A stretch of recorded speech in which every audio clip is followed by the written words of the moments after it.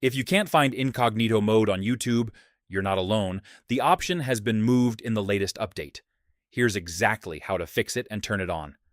First, open YouTube on your phone. Now, before doing anything, make sure your phone is in portrait mode. If you're in landscape, the incognito option might not show up at all. Once that's done, tap on the U tab at the bottom right corner. Now, look at the top of your screen and tap on your account section. This will open a list of your accounts and settings. Here, you should see the option that says, Turn on Incognito. Just tap on it, and Incognito Mode will be enabled instantly. When it's turned on, you'll notice a dark theme and an incognito icon at the top. This means your activity like searches and watch history won't be saved. Now, if you still don't see the option, here are a couple quick fixes. Make sure your YouTube app is fully updated. Try closing and reopening the app, or log out, and log back into your account, and that's it. That's how you fix the incognito mode not showing and turn it on.